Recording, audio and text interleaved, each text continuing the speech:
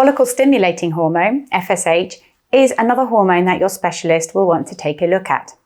FSH levels increase as a woman ages due to the lessening amount of other hormones that inhibit the ovarian activity. When there is less inhibition of ovarian activity, follicle stimulating hormone levels can rise.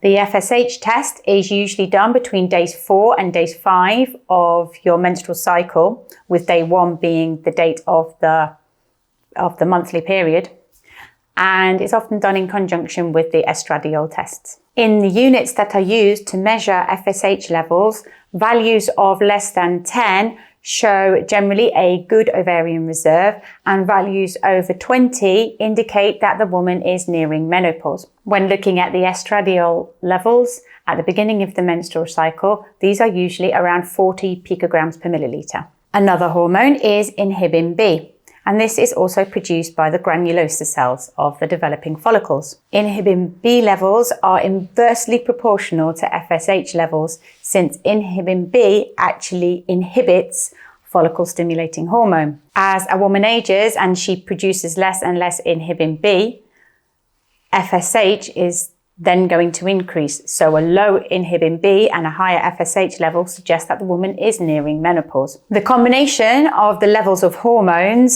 seen from all these tests can help us to indicate whether we have a low ovarian reserve or not.